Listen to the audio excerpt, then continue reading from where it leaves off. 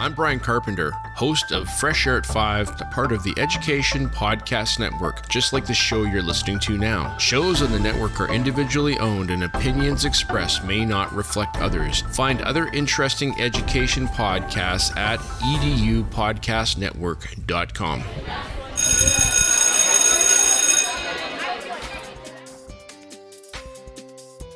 Welcome, everybody, to this episode of the Ninth Grade Experience Podcast. I'm your host, Chris Dutchko. Ninth grade can be challenging. Let's experience it together. In this episode, I'm excited to bring you another one in our series of looking back at ninth grade through the decades.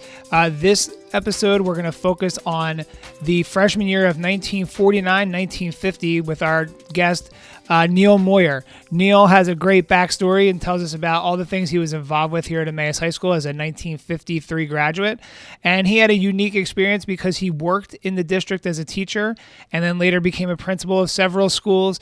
And his son is actually a principal currently at Willow Lane Elementary. So a lot of great family history and great Emmaus history and ninth grade history here as we talk with Mr. Moyer here as we kind of reinvigorate that series of looking at Emmaus High School through the decades. I'm excited to tell everyone that I am going to be hosting an event with the Emmaus Historical Society on Thursday, March 20th, and we'll give you more information with that as we get closer. So I'm excited to be able to partner with them from this podcast series. So I'm really excited to be getting back into these episodes so we can look back on some of the history of our school district and just the history of ninth grade throughout the years. So if you like this episode, you can go back and watch the previous episodes of our look back through the decades as well. You can find those all at ninthgradeexperience.com. And then this episode and other clips will be up on our social media platforms, on TikTok at Ninth Grade Experience, on Instagram at Ninth Grade Experience as well too. And on YouTube, the video and audio will be available there too. Just search up Ninth Grade Experience. So we're excited to bring you this episode with Neil Moyer. And throughout this entire year, we've been doing a look back at the history of Emmaus High School, looking at ninth grade students. We looked at some from the 1930s and the 1940s, and today we're going to bridge the 1940s into the 1950s, and we're here with Neil Moyer, who attended Emmaus High School in 1949-1950 and was in the graduating class of 1953. So, Mr. Moyer, thanks a lot for joining us. My pleasure. So, any person that comes onto the podcast, we always ask them, the first question is, describe your ninth grade experience. So I'm going to ask you to go back in the time machine and think back to 1949, 1950, and what do you remember about Emmaus High School at that time? I grew up in Albertus, attended a 4-room elementary school, grades 1 through 8, with double grades, 1 and 2 in one room, 3 and 4 in the other room, 5 and 6 and 7 and 8 upstairs in the 4-room building. At the end of 8th grade, we were part of the county system, so we were administered a county-wide exam, and we had to attain a certain score in order to graduate.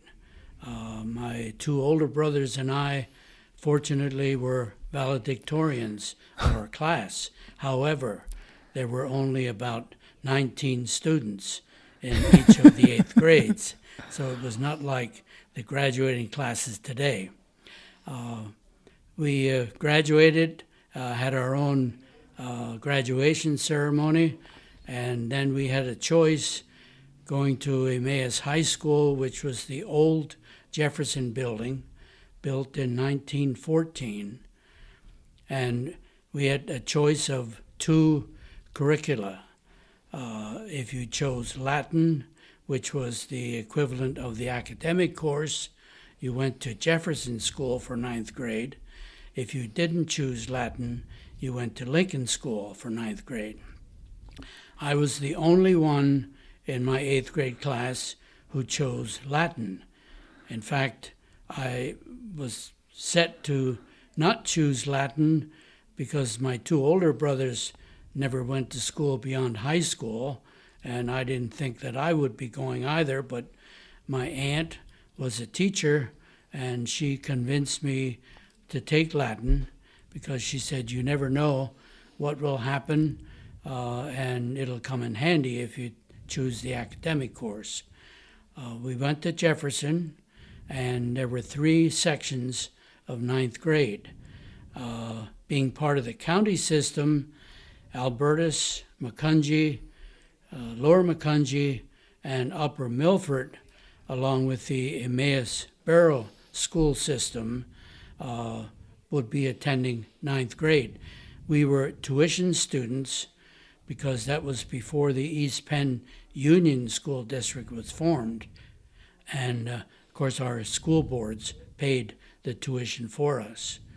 There were 3 sections of ninth grade. They couldn't accommodate us for required wood shop at Jefferson, so we walked on a double period on a Monday afternoon from Jefferson to Lincoln School for wood shop with Mr. Childs, who was the shop teacher at Lincoln School. So it's just interesting to think that in going into ninth grade, you had to make that choice of whether you were going to go to like the more academic school versus the school that like maybe wasn't as academically focused. And you said you made that choice because of your aunt. Did you feel any pressure from anyone else in your like immediate or like family or anything about doing that, or were they kind of on board with that decision? They were on board with that. I think my parents would have accepted my decision either way, because like I said, my 2 older brothers never went beyond high school, and I didn't think that I would be doing that as well. That changed, however. After I graduated, I went on to Kutztown. So again, with my aunts convincing me.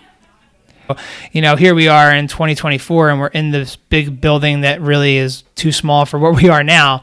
But even back then, they were dealing with issues of not being able to keep everybody in the same building, which is kind of interesting. Was that because the district was growing so much, or were they just because they were offering the different things at the different spots? Well, Lincoln was the junior high school. Yeah. It ended, of course, at ninth grade, but Jefferson was grades 9 through 12. And for basically the ninth grade subjects were the same at Lincoln and Jefferson except for Latin. Oh, okay. Latin was taught at Jefferson only. So did you? So was that was a requirement then? Did you have to do the Latin for all 4 years when you were at Emmaus High School then? I had 3 years of it. 3 years of it. After the first year, it was kind of an elective. You could either go on to Latin 2, Latin 3, and I believe there probably were a few students who went on to Latin 4, but certainly just a minimum of students there. Was there a sense, like, with the 2 separate locations, was there a sense of, like, an Emmaus High School, or was it, like, the Jefferson one and the Lincoln one, and it was kind of, like, not necessarily, like, a cohesive high school? Well, the only thing I can recall from talking to my classmates who went to Lincoln is that they had an algebra teacher who was a difficult teacher. My algebra teacher was Mr. Howard Deischer, and he made it so clear that I don't know that anybody didn't understand algebra the way he taught it. Of course, he went on later on to become a principal of the Emmaus High School. So, like, one of the things that I noticed when I spoke to the other people that appeared on this, is that they were able to vividly remember, like, names of, like, their teachers and, like, experiences, and especially from that ninth grade year, because one of the things we always talk about is how formative ninth grade is. So, I read that it said that there were only 28 listed faculty members in the 1950 school year. So, like, you're obviously a lot smaller than what we are now. So, making the connections with faculty, like, you remembered the math teacher by name, you remembered the woodshop teacher already by name. I'm sure as we talk, you'll remember other people by name too. But what was it about that time frame that you kind of, like, the teachers were so impactful for you to remember those names? Well, one of the things that I recall was there was an opening to work in the cafeteria, which I applied for and worked in the cafeteria for 4 years. Now, at that time, we ate our lunch in the classroom. So we went upstairs to the top floor, received our lunch on a tray, took it back to our homeroom, and ate our lunches in the homeroom, again unsupervised. And working in the cafeteria, I had an opportunity to go down to what was the faculty room, which was the art room in the basement of the Jefferson High School at that time. And I saw all of the faculty members, most of them I should say, because it was an open lunch period. Some of them walked home living in Emmaus for lunch and then came back later on. But I got to see all of them on a regular basis that way. The advantage of working in the cafeteria was we received a free lunch every day. I was going to ask, so just so people that are listening maybe didn't get confused, like you are a student, you are working in the cafeteria like after your lunch or during your lunchtime, and I was going to ask if you got paid, but I guess you were paid in free lunch. That's right. That like there's a lot of things that when you look back, like I don't think you were a part of this group, but I know there was there were groups in the high school that were like the safety group or like almost like the hall monitors of today, where these were like students that were like volunteers to be, in the hallway, kind of getting students to go where they needed to go. Like you talk about working in the cafeteria. Like I could not even imagine today if students A, were asked, or B, given the option of like working in a cafeteria. So like when you look back on that like time frame, like there must have been a lot of things like that where if we were looking at it today, we're like, how did they do that kind of stuff? Like I assume it was normal to have students working in the cafeteria at that point. There were three of us who were cafeteria employees, and on a rotating basis, one of us would scrape the dishes and get them ready for the dishwasher, which was operated by one of the ladies who was employed in the cafeteria department. And the other two would be selling ice cream to the students after they brought their trays back to the dishwasher.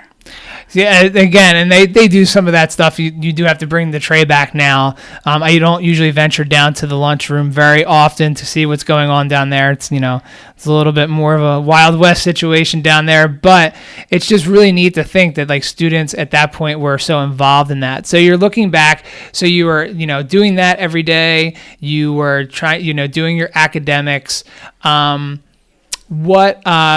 Do you remember some of the extracurricular activities that you were involved with during that freshman year, or what you got involved with early on at your time at Emmaus? Well, I started playing baseball in ninth grade, and the thing that I would like to forget but can remember very well was the athletic field was at the end of South 4th Street in Emmaus. Okay. So for practice and for home games, we would walk from the Jefferson School on North Street to the end of South 4th Street for practice and for playing the home games.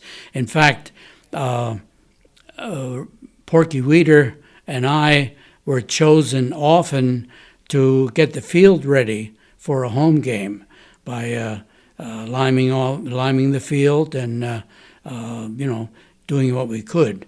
Often in the spring of the year, 4th Street didn't dry out, and we would use the field called the West End Cubs field, which was in the Burger Street section of Emmaus, until the 4th Street was ready to play ball on. So it is interesting to think even today in 2024, we still don't have baseball on the high school campus. So, for people that are thinking like, why don't we have a stadium? It sounds like they've never had a stadium close to the high school, no matter where the high school was and where they were playing. So, looking back on that, it's interesting. Like you mentioned, like baseball as an example. Like when I looked through the yearbook at that time, there were not like a ton of sports offered. It was like basketball, baseball. Actually, I wrote them all down. Hold on, let me look. It was cheer, football, basketball for boys and girls, track, baseball, and it looked like gymnastics. So there weren't the amount of sports that were offered. So to be an athlete at Emmaus at that time, there weren't a lot of sports, so there wasn't a lot there. So what was it like playing baseball as a freshman, in high school, like right away? Well, of course, as a freshman, I was on the junior varsity team, and didn't make the varsity until my sophomore year.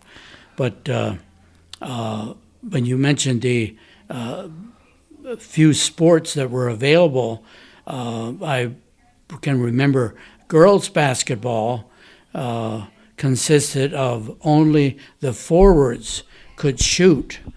The guards strictly played defense and were unable to score any points. That's funny because one of the other women that I talked to she did play basketball when she was at Emmaus, and she was taller, and she said that she was the center. I think it was the center. So she did talk about like that. So it's, even looking in the yearbook, we were talking before we started about like the way that yearbooks look then versus now. And like when you read even just some of the descriptions of how they played and even like some of the way they worded some of this stuff was really interesting. So, at that point, I know one of the things that you were involved with was they called it the Varsity E Club. That wasn't until a couple of years later.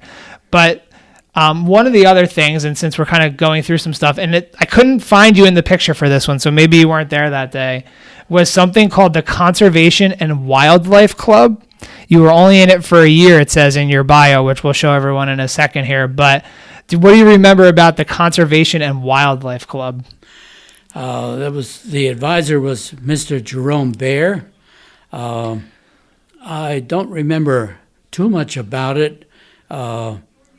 Mr. Bear tried to organize work units, and one of the things that there was a committee to work on was trying to spruce up the landscape outside of the high school on North Street. And I can remember Mr. Bear would often start his session by saying, outside crew, get outside right away. And of course they went out to do some work on the landscaping in front of the building. Was there not, like, now we have like people that do all that maintenance? Was there not people that did that at the time, or was that just extra stuff that they did? No, there were custodians, but Yeah. They didn't do a whole lot outside other than cutting the grass, and that was about it. Yeah. It's, again, that's just one of those other things, like with the cafeteria, like you would never expect like a group or a club at the school to be like, doing outdoor maintenance with with helping the school out. So that was, other than baseball and that, those were the only clubs that were listed at during your freshman year. But what else do you remember about freshman year? Like about, I'm trying to think, you talked a little bit about the classes, like socially, what was it like? Like, what would you say like social life was like back then during your freshman year? One of the big events for the freshman class was the freshman minstrel. Pop Peters was the advisor for that. And if you tried out for the minstrel and you were selected, you were guaranteed an A for the course. The other thing was Bruce Polster, who was a former teacher and coach at Emmaus High School. He started as an elementary teacher, went on to coach football at Emmaus High School, and then taught at Emmaus High School. He organized an activity, and I'm not sure if it was the freshman year, but it was the Wild West show. And he was a very creative fella, and that was a big hit. That was one of the things that all of us remember. So I've seen this, like when I've looked through all the yearbooks, this idea of the minstrel show, and it was always the freshmen that did this. So can you explain kind of what that was? It seemed like it's like a variety show of some sort, but was like the freshmen were like, did the freshmen do this every year for like the rest of the student body? Is that kind of what it was like? Yeah, that was an event that freshmen got to look forward to as a result of Pop Peters pushing it. And as I said, if you were selected to perform in the minstrel, you had an automatic A. One of the events that I can remember was there was a trio. One fellow played the accordion, one fellow played the clarinet, and the other fellow was the drummer. And they were a big hit and went on to perform as a trio for quite a few years in high school. Remember, if you want to check out any other previous episode of the Ninth Grade Experience podcast, you can go to ninthgradeexperience.com, or you can search out Ninth Grade Experience on TikTok, YouTube Shorts, Instagram, all those different places to get the most up-to-date content from the Ninth Grade Experience. So thanks a lot for joining us. How did you get to school? There was only one stop in Albertus for all of the students, which was at Kunkel Store, and then the bus went the mountain road Yep. to Macungie, the back road to Macungie. And there were a couple of stops along the mountain road, pick up students to come to Emmaus High School. And the same route was followed then at dismissal time. So we were fortunate in that we had bus transportation in my day for all 4 years. So we had talked, I know when I first started doing these, I asked the kids, like, what kind of questions would you have of the people that I was interviewing, and things like that came up. It was like, how did they get to school? Like, one of the things that when I told them about you could go home for lunch every day, that was like something that they were like, especially now with like our exams, like we're not doing the open campus that we did previously, but at the time where you were in high school, were students allowed to go home and come back for lunch? It was an open lunch period. Yeah. And there was a popular eating place right across the street from the Jefferson building called Pop Rauch's Store.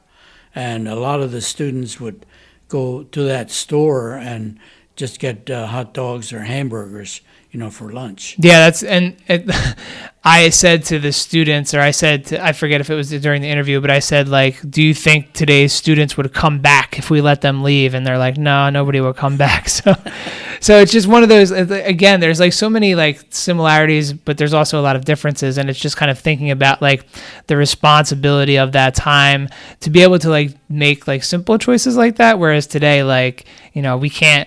Like we had students even during this exam time when they were allowed to kind of go and come and go into the building, but after some stuff happened in the winter, they decided to like kind of like end that. So like it's just interesting to think about like some of those like freedoms that you had as well too. So when you came in, your regular school day, like not too like, do you remember what time school started?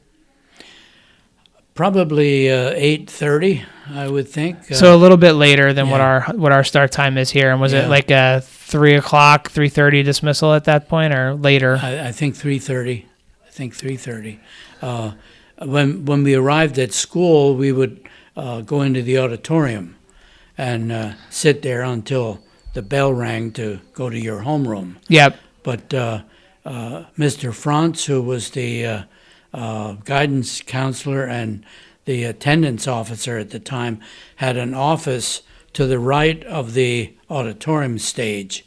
And if you were absent the day before, you had to go to his office to get show him your excuse blank to get back to school. And also there was a student, probably a senior, who would sell tickets for the cafeteria while we were waiting in the auditorium. And what were the tickets for? Like to get your lunch? To get your lunch. Oh, okay. Right. So it was kind of like at a festival where you have to like buy the ticket. So you had the ticket, instead of like scanning, you bought the ticket, pre-bought it, and then you just went and turned it in. Right. But again, you said a student was selling that. Yes. Yeah. So that's, again, that's really interesting. Like, At that point, no Apple Pay, no cards. Like this, they're trusting the student with a bunch of cash to be able to walk around and sell these tickets. Like, again, I couldn't even imagine what kids would think if something like that were to be like going on today at the school.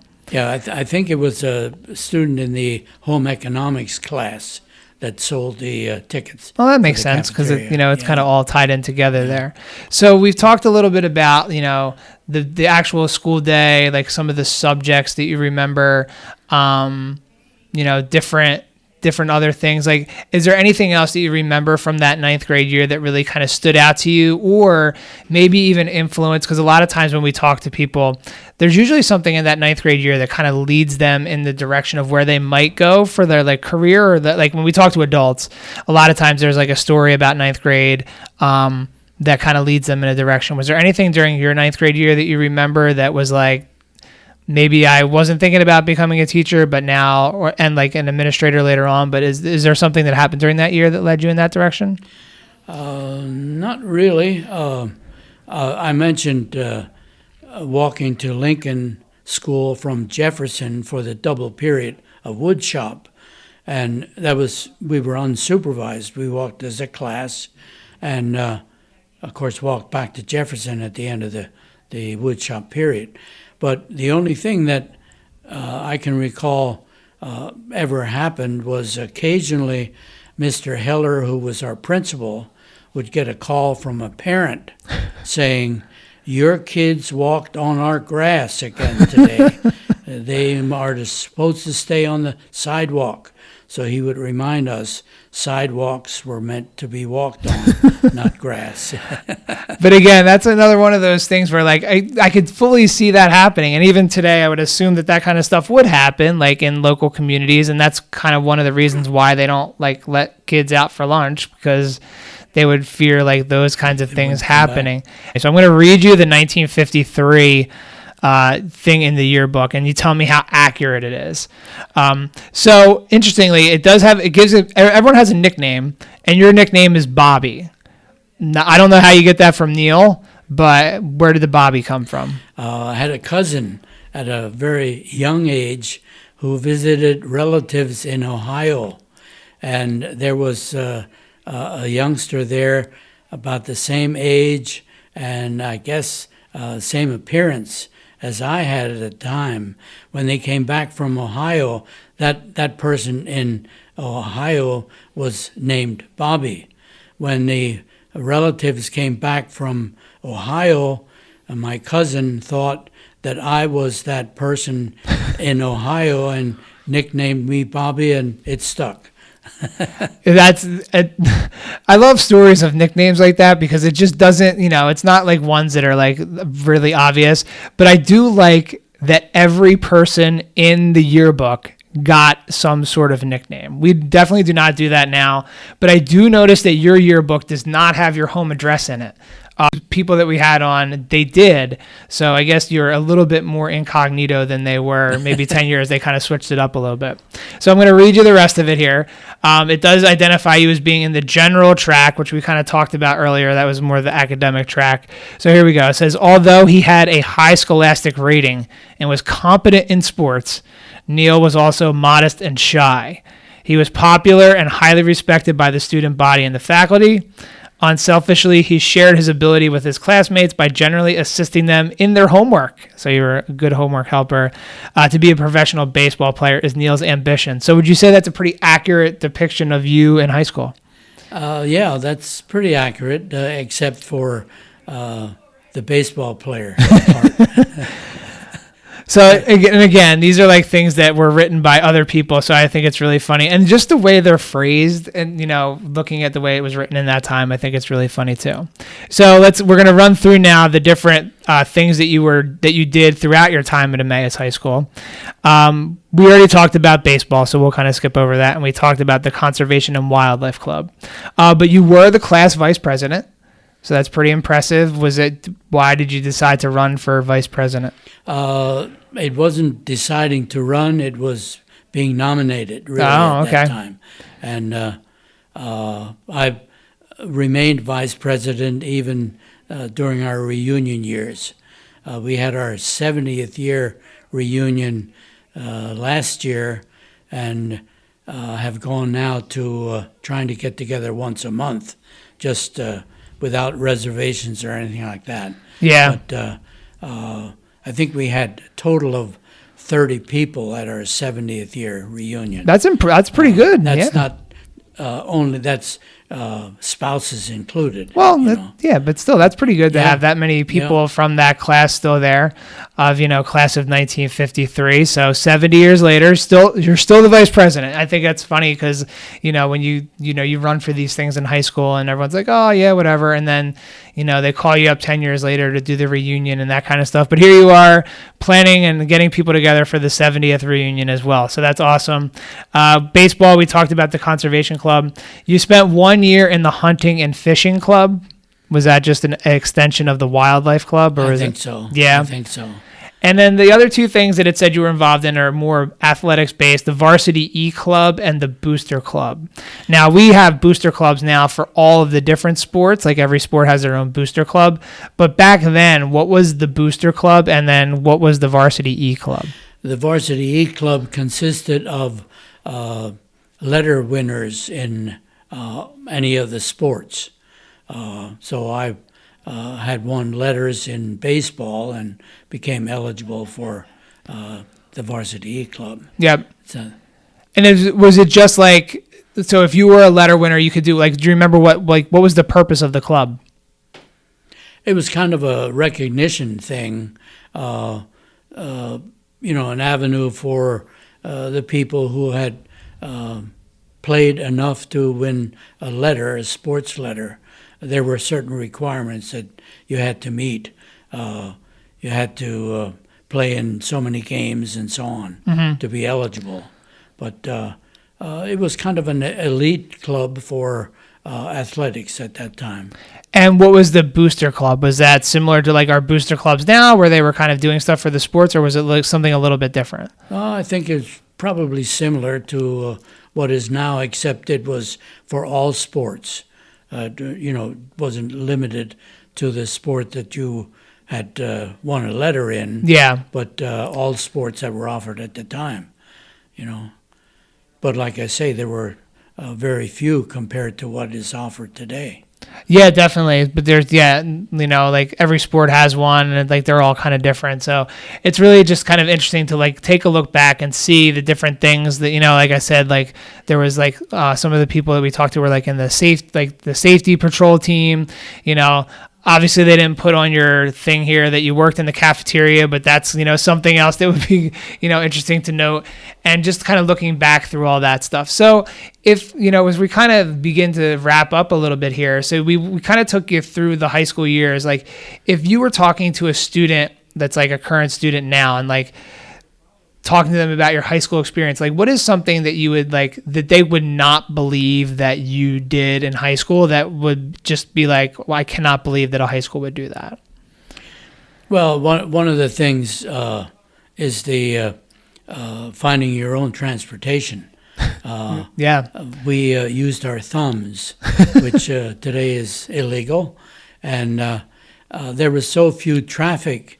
But if we got to what is now the Trivet restaurant. Okay. It was Weeder's Luncheonette at that time. If we got to Weeder's Luncheonette and didn't have a ride, we knew pretty well that there were so few cars going the rest of the way to Albertus that we would be walking the rest of the way home. So you would have to walk from there to Albertus. Now, Yes. for people that aren't local, that's definitely multiple miles, and it is not close. No. In fact, when we got to Macungie without a ride, we would walk the railroad tracks because it was shorter. Again, something illegal today. Yeah, but just to think like, students now with Uber and ride sharing and just getting rides from people, like to even think that hitchhiking was an option and that it was something that you did to get home from school, with the, obviously the bus was there, but at the same time, like if you had a practice or if you had something going on, like you really didn't have a way to get back. Like I'm sure you didn't have like parents that were like there at the drop of a hat to like pick you up like today, like, like we're all over the place picking up our own kids. And, back then you were kind of more on your own. So that one is pretty crazy to think, hitchhiking to high school. Anything else like come up as a memory for like just stuff like that would just be totally unbelievable for kids today? This didn't happen to me, but my oldest brother, as I mentioned, rode the train, referred to as the 8 o'clock train coming from Reading in the morning, and the 5 o'clock train coming from Emmaus to Albertus at night. But for the 4 years that he rode the train, one of the teachers, who was also a teacher of mine, Mrs. Moyer, her maiden name was Busher, lived in Reading at the time and rode the train to come into Emmaus for her teaching. So she was kind of a built-in chaperone on the train, supervising the Albertus and Macungie students. That's really funny. And going home the same way. Yeah, that first off, to take the train every day from Reading to Emmaus is crazy. And she probably wasn't intended to be the chaperone, but just to be there and watch the kids. But that was some of the other people we talked to did tell us about that train. So now that kind of makes a little bit more sense on like that needing to take that train to get to school here. So you go through, you finish up here at Emmaus High School, you kind of move on with your life, but ultimately you wind up back in the East Penn School District. You go on to teach in the East Penn School District. You go on to be a principal in the East Penn School District. So what was that like coming back? So you had a real chance to see the East. Well, first off, you came back and it was now the East Penn School District. Before it was not. It was like the conglomeration of schools in the area. So you kind of were here through the formation of the East Penn School District and then through that. So what would you say, like, as you saw that progression, what was that like being in the community at that time? Well, when I started as a principal, I filled in for a principal who was absent for quite a long time due to tuberculosis. And ironically, filling in for him from January until the end of the term, I was supervising my former first and second grade teacher and my former fifth and sixth grade teacher and my former seventh and eighth grade teacher. And I will never forget my first conference as a principal with a teacher and a parent was in Pennsylvania German. I was meeting with a parent of my former seventh and eighth grade teacher. And when the conference was arranged, he was berating the teacher on the telephone to the point that the secretary had the telephone at her ear, but I could hear every word that he was saying to her. And she finally gave me the telephone saying, Mr. Moyer, the principal, is here. I'll let you talk with him. We set up the conference, and I was reluctant and hesitant about what was going to happen with this irate parent. When the parent came in for the conference, the teacher said, Mr. Moyer, must this conference be in English? And I was kind of shocked when he said that, knowing that the only other language or dialect he could speak was Pennsylvania German.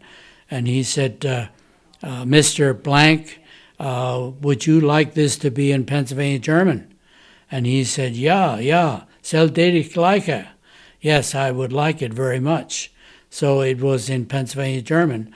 And everything that the teacher said about what the student in fifth grade was doing, the parent would say, yeah, so is gerade daheim. This is exactly the way he is at home, and agreed with everything that he said. The conference couldn't have gone any better, much to my surprise.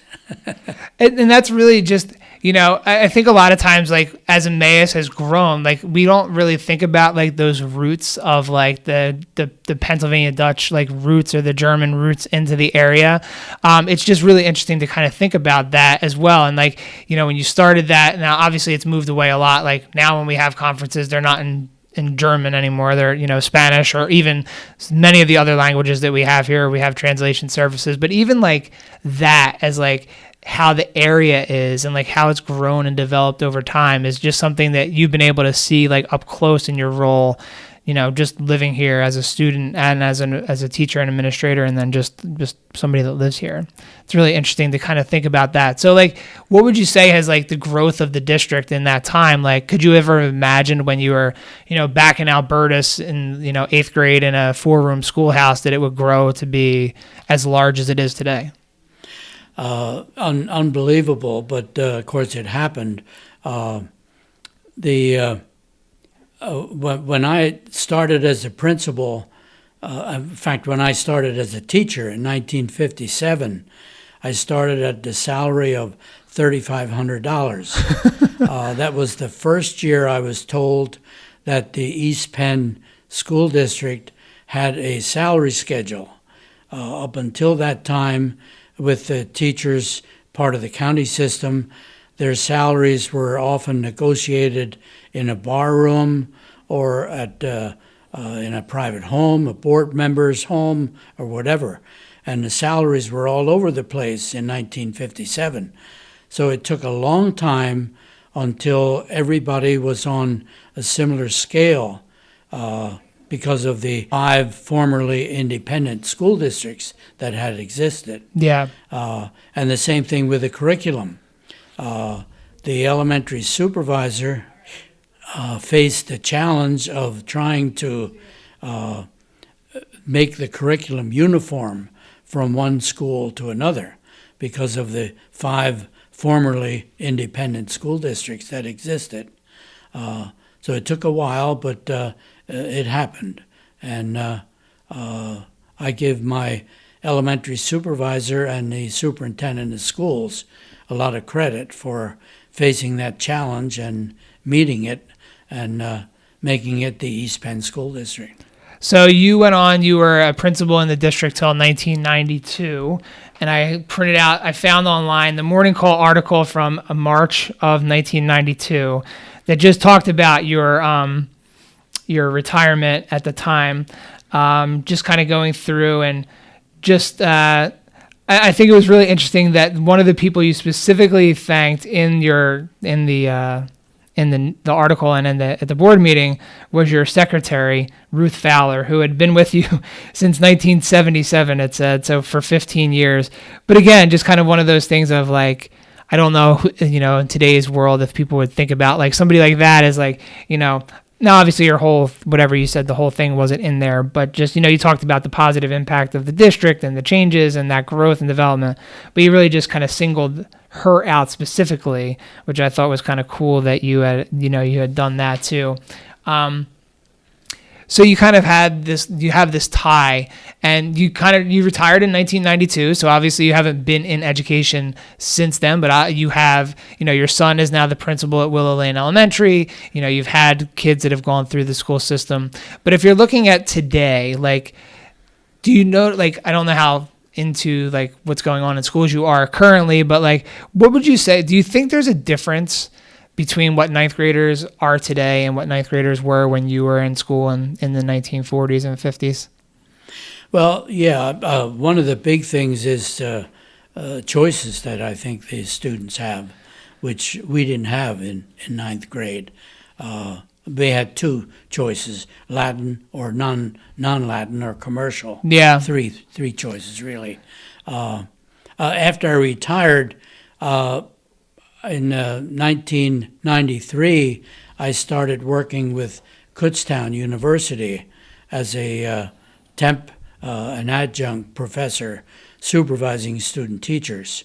So I got to see the upcoming teaching force that was coming. At that time, it was difficult to find a teaching position in 93. Today that has changed. Yeah, There's more of a scarcity again. Well, yeah, it's kind of going ebbs and flows just because of the economy and all sorts of other stuff. But yeah, there was definitely at that point, there were probably a lot more people that wanted to be teachers, I think, at that point than there are now. But there were, one of the things that bothered me was working with Kutztown.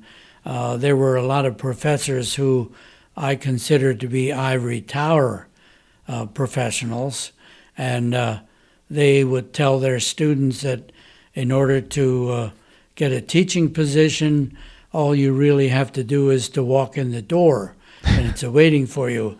It didn't exist like that. It was a lot more competitive, and I knew that at the time. Like I said, today that has changed again, since there were fewer people that decided to enter the teaching profession, and there's more of a need today than what there was at that time.